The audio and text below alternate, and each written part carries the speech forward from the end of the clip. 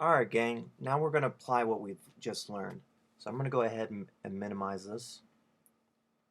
Alright, and what we have here is my illustration and the screen capture that I based it on. The screen capture was taken from a video that was taken at a WWE NXT event. And over here we have Miss AJ Lee in a nice little pose. And we have Dolph Ziggler cutting his promo. But more or less I just focused on AJ and getting the ring down. The entire illustration was drawn and inked in Painter 11, and I did all the gray tones within Photoshop. I'm a lot more comfortable inking in Painter than I am in Photoshop. The brush tool, regardless of what settings you use, is still kind of fuzzy, and that's due to the anti-aliasing that Photoshop just about incorporates in everything. Alright, now getting back to the illustration itself, like I said, I toned everything in Photoshop, and just to keep the different areas isolated. Everything has its own layers, like the ring ropes, the mat, which you probably can see, the background, see the suitcase, t-shirt, hair.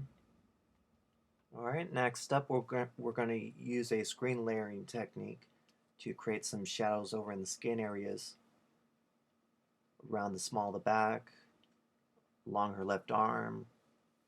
There's a little shadow right behind her shoulder in the photo or the screen capture. And there's some more shadow along her right arm over here. So what we're going to do next is create a new layer. Set that to multiply. And we'll go ahead and we'll fill that new layer with nothing but white pixels. And I'll show you that. Alright, but since the blend's currently set to multiply, we're not going to see any of the white. Alright, and with our brush, we'll go ahead and start painting in some areas of gray. And just to keep things restricted only in the areas where the skin is, we'll go ahead and select the original skin layer, and that will allow us to strictly paint where we need to be. Alright. Here we go. Create a nice transition. Shrink that down. Get in some nice dark areas.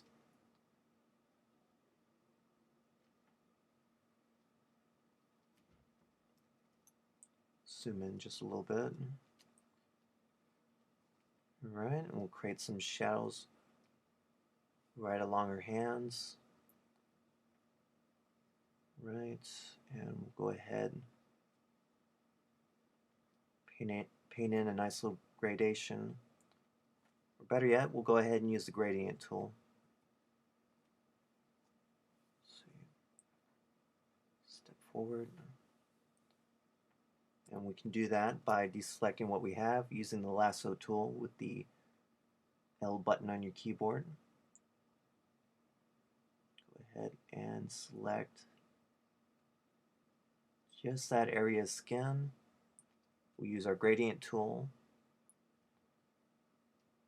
Create a nice little gradation. Alright.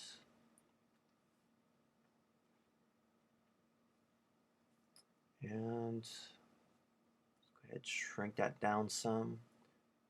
We'll start out with a hard brush. We'll paint in some shadows.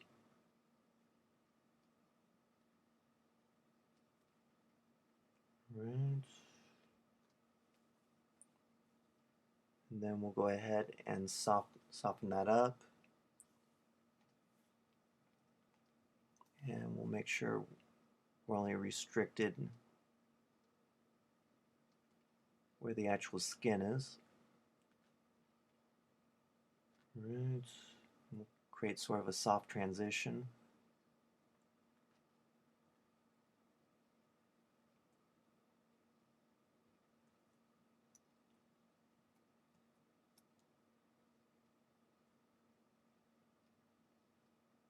Okay. A little shadow where the hand is.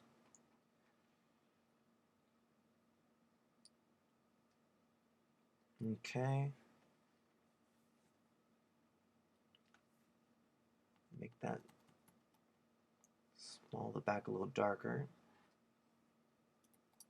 Alright, and I was debating whether or not to drop in some shadow where her face was, because during my original attempt, didn't look so great. Try it just for giggles, and if it doesn't work, then it doesn't work. And if it does, then all the better. Right. Let's see. Really slight shadow on her hand. Okay, and we'll go ahead and we'll run the color halftone filter. Alright. And as you can tell, in the areas where we feathered or had a gradation, we see the screen go from I'll go ahead and turn off the screen layer. Go from larger dots and transition to smaller dots. And I'm not quite sure if it worked out over in the face because it looks like she might have measles. Zoom out some.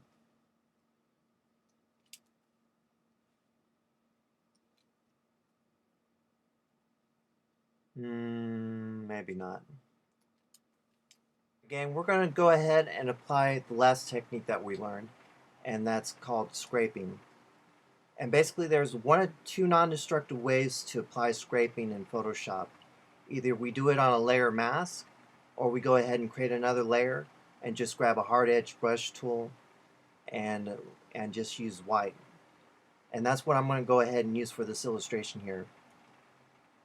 And it's my example here. So we're going to go ahead and duplicate that. So first what we can do is get a nice large brush. Now it can have a soft edge if you want. I started out with this oval here with a soft edge, but that's not altogether necessary. Alright. And then we're going to go ahead and shrink down our hard edge brush to around 4 pixels. And we'll go ahead and scrape or scribble in a little halo. Go ahead and zoom in.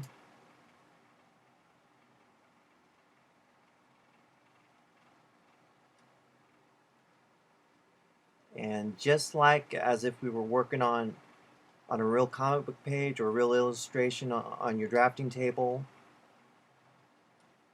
we're just scraping away at the screen tones here.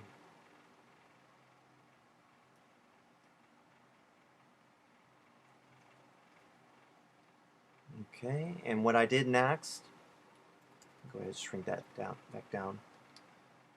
Just create some stray beams of light.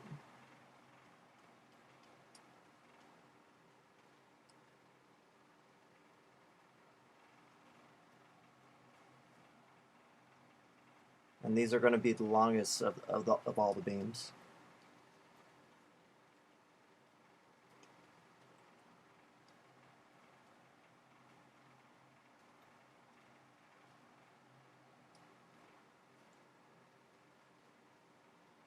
Alright, and then next up we'll just work on our halo. And this will look almost transparent because the strokes that we're going to apply are going to be so thin.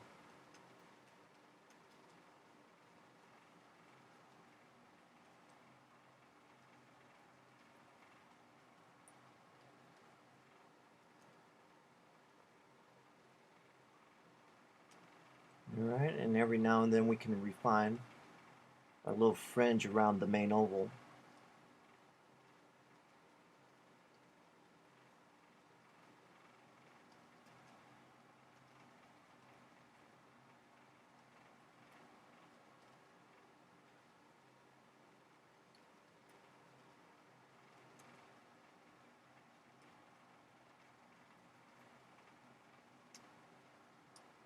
Alright, and what I also did with a lot of the lights is I scraped around the oval.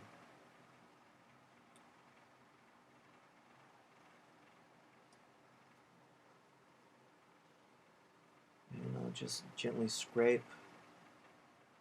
The curves get bigger as I get closer to my oval.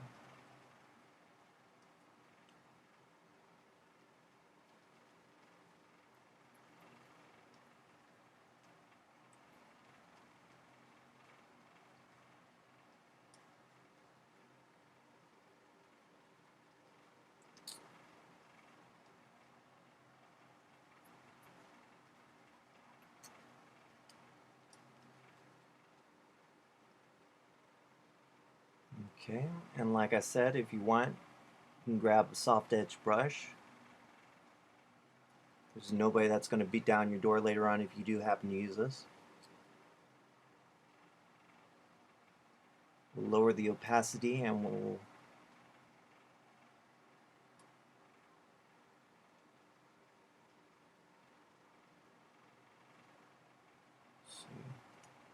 And one of the main reasons why I did this was just to help the main oval kind of blend in with the stray rays of light.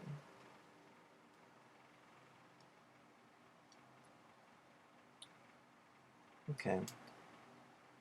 But once we zoom out, all those stray lines and scrapings that we created, they're going to visually blend together with your eye. Alright guys, here's the final illustration in all its glory.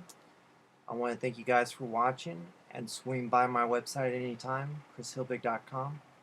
I'll see you guys next time.